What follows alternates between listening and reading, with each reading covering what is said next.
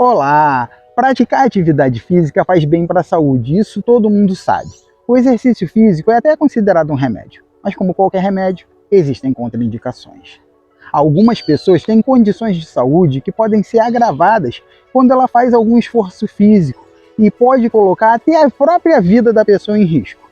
Eu vou apresentar para vocês essas condições. Meu nome é Álvaro Barros e esse é o 50 e Fit. A primeira condição que nós vamos ver é a angina. Ela é uma doença cardíaca provocada pela obstrução das artérias coronárias, o que reduz o fluxo de sangue e de oxigênio para o músculo cardíaco. Nesse caso, o exercício físico pode aumentar o risco de infartos, por isso ele é contraindicado. Quando a angina está estável, o cardiologista pode liberar a prática de exercícios físicos desde que seja orientada adequadamente. Em geral, os exercícios físicos são benéficos para quem tem pressão alta, porque eles ajudam a normalizar e controlar a pressão arterial. Mas quando existe uma crise hipertensiva, aí é diferente, porque o risco de infarto, de acidentes vasculares cerebrais ou acidentes vasculares diversos aumenta. Por isso, pessoas que têm a pressão arterial alta devem consultar o médico, realizar o tratamento e seguir as orientações para realizar exercícios com segurança. Outro problema é a falta de ar. A falta de ar pode ser causada por doenças respiratórias, como a doença pulmonar obstrutiva, edemas pulmonares, embolia, crises de asma ou até mesmo por doenças cardíacas, como a insuficiência ventricular.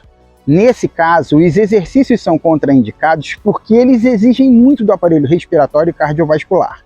Com isso, eles podem agravar os sintomas e piorar a situação, provocando complicações que podem colocar a própria vida em risco.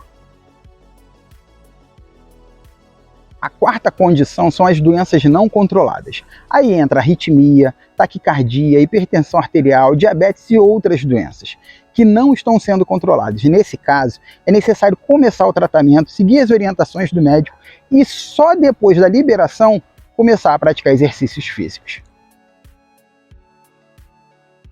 O quinto caso é a insuficiência cardíaca grave.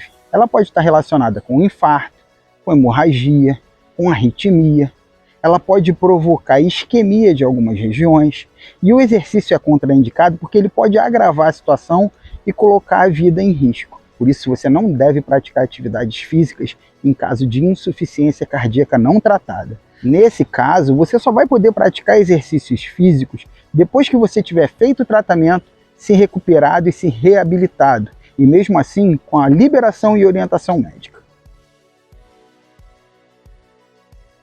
Trombose venosa profunda é outra condição grave. Ela se caracteriza pela formação de coágulos, geralmente nas veias das pernas. Esses coágulos podem se desprender e rumar em direção ao coração e de lá para o pulmão, causando embolia pulmonar, o que pode levar até mesmo. Em caso de suspeita, o tratamento deve ser urgente e os sintomas são dor na perna, vermelhidão, calor, inchaço. No caso desses sintomas, é urgente o tratamento. O sétimo caso são as lesões musculoesqueléticas. Podem ser lesões musculares, fraturas ósseas, inflamações musculares ou ósseas, hérnia de disco. O problema é que praticar exercícios nessas condições pode piorar os sintomas, agravar a lesão e com isso vai atrasar completamente a tua recuperação.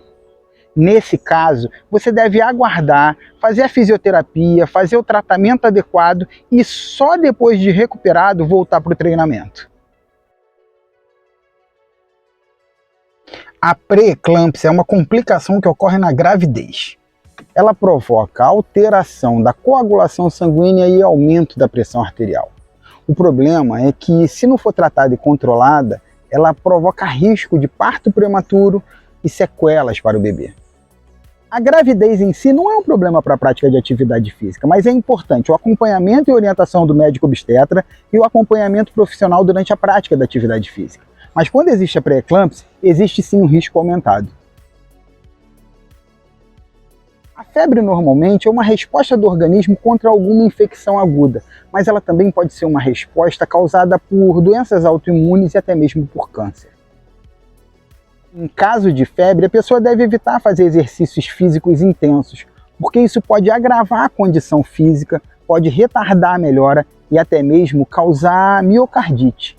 Nesse caso, o melhor a fazer é descansar, se recuperar e voltar para as atividades de maneira progressiva, depois que a condição de saúde foi recuperada. As inflamações do coração, como pericardite, miocardite ou endocardite, são contraindicações graves para a realização de exercícios físicos, devendo ser tratadas com urgência.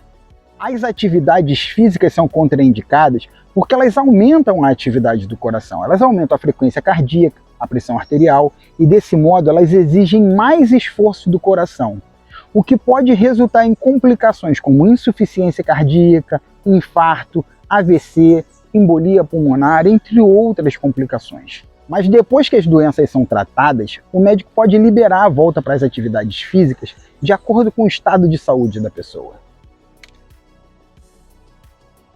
Após a realização de cirurgias, a recomendação é que a prática de atividades físicas só aconteça após a liberação do médico, e de preferência com a supervisão de um profissional de educação física.